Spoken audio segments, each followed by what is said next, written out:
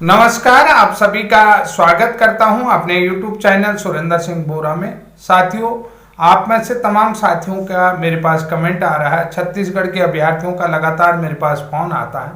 Chhattisgarh high court में contempt याचिका 970 में जो 17 फरवरी को जो सुनवाई हुई थी उसको लेकर के क्या अपडेट है, या तमाम साथी जो है कि मैसेज कर रहे हैं कि जो 17 फरवरी को सुनवाई हुई तो उसमें जो है कि भर्ती प्रोसेस को लेकर के, जिसमें डीएड वालों की नियुक्ति होने वाली है, तो उसको लेकर के क्या अपडेट आया। तो Chhattisgarh BEd versus DEd contempt याचिका को लेकर के आप लोगों का सवाल है कि क्या उसमें अपडेट हुआ है कंटेम्प्ट याचिका में, कि क्योंकि भर्ती प्रोसेस स्टार्ट हो चुका था और 3 मार्च तक जो है कि सभी ज्वाइनिंग प्रोसेस कंप्लीट करने की जो पहले विज्ञप्ति आ चुकी थी, मेरिट लिस्ट जारी हो चुकी थी, उसको लेकर के आप लोगों का सवाल आ रहा था।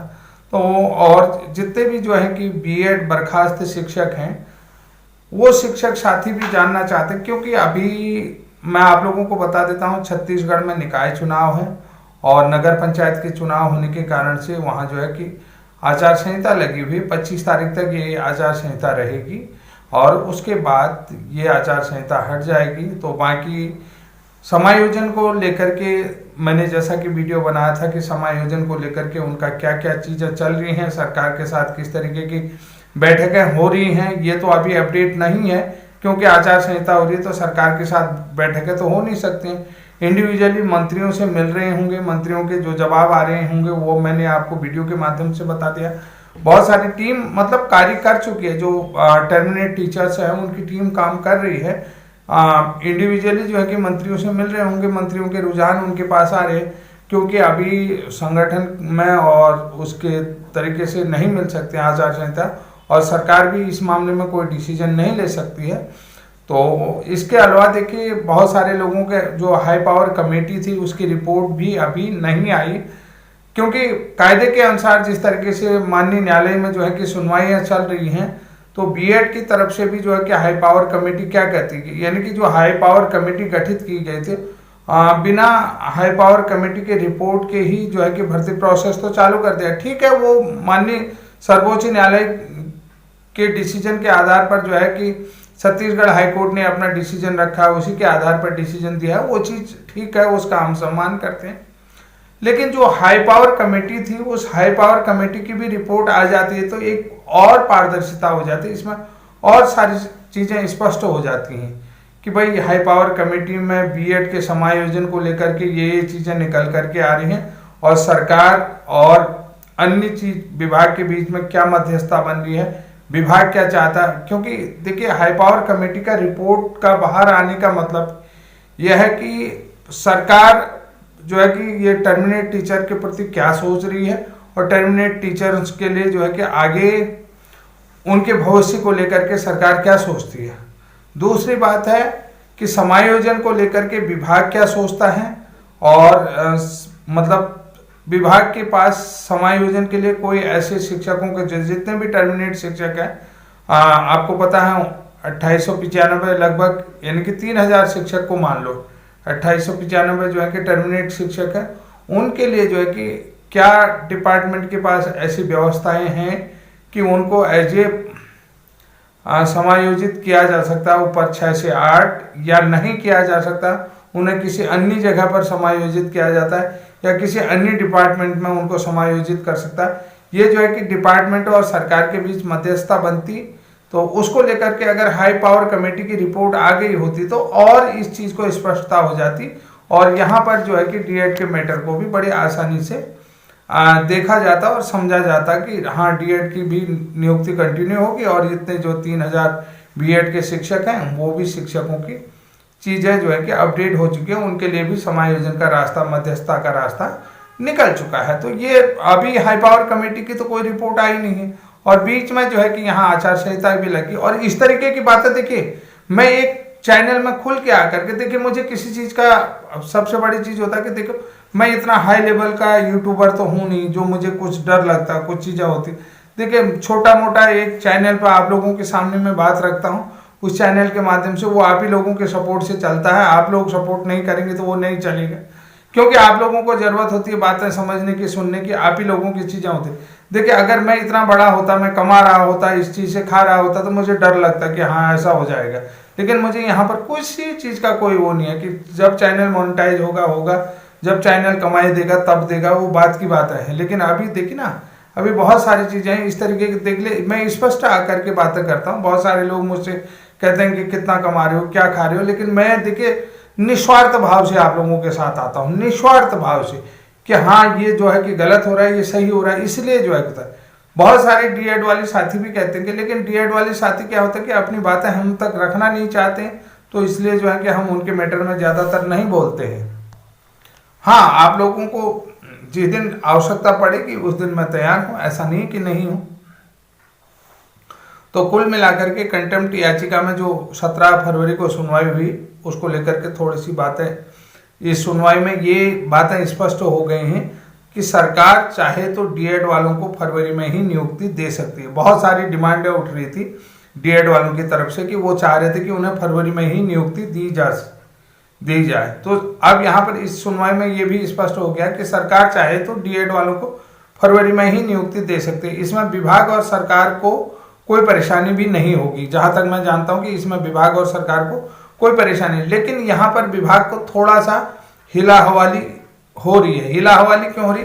हिला हवाली को लेकर के यानी कि विभाग की तरफ से थोड़ी चीजें वो आ रही हैं, ऊपर नीचे आ रही हैं। क्योंकि तीन जो आप लोगों को मैं एक चीज थोड़ा सा बता देता हूं कि यहां पर एक चीज निकल करके आ रही है कि 3 फरवरी में जो सुनवाई हुई थी, 3 फरवरी में क्या सुनवाई हुई थी उसको लेकर के देखना थोड़ा सा कि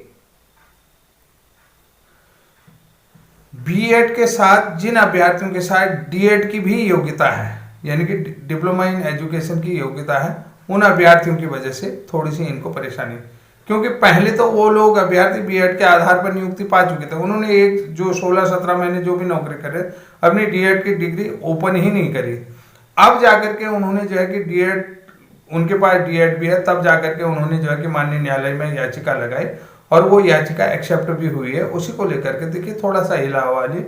अरे अब देखिए रिस्पोंडेंट जो एडवोकेट हैं सरकार की तरफ से, तिवारी जी जो सिद्धांत तिवारी जी हैं, उनकी तरफ से देखिए उनको जो है जज साहब ने स्पष्ट तौर पर कह दिया है कि भाई आपको 2 अप्रैल को पारित आदेश का अनुपालन करना ही करना है, हर हाल में जो है कि अनुपालन।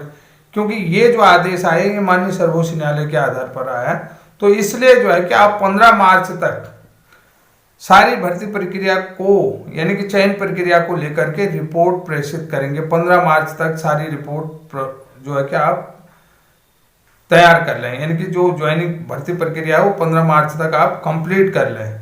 अगर आपकी जो है कि 15 मार्च तक कंप्लीट नहीं होती, चाहे इसमें बीएड डीएड योग्यता को भी आप शामिल कर लिया गया है। क्योंकि जो मैं आपको बता रहा हूँ 3 फरवरी वाला, बीएड के साथ जिनके पास डीएड योग्यता है वो अभ्यर्थी अब टर्मिनेट नहीं होंगे, उनको जो है कि शिक्षक के पद में नियुक्ति दी जाएगी, वो जो है कि शामिल रहेंगे। ये आप लोगों को स्पष्ट, क्योंकि उनका अब जो नियुक्ति आदेश होगा वो नए सिरे से होगा। ये चीज आप लोगों को मैं बता देता हूँ।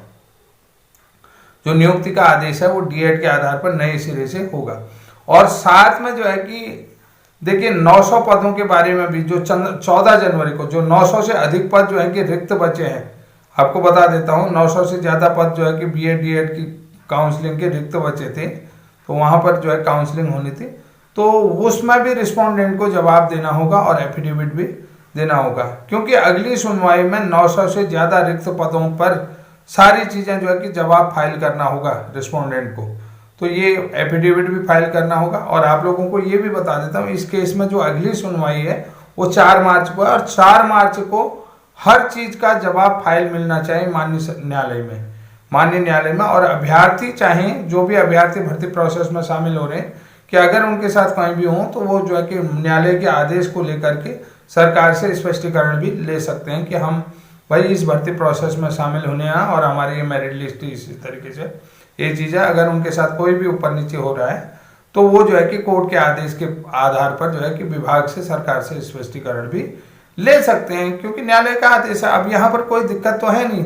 देखिए अब देखिए जो मैंने समायोजन को लेकर के था वो भी बात आप लोगों को बता दिया। जो बीएड डीएड जिनके पास योग्यता थी उनको भी अब जो है कि नए सिरे से नियुक्ति दी जाएगी, ये भी स्पष्ट कर दिया है।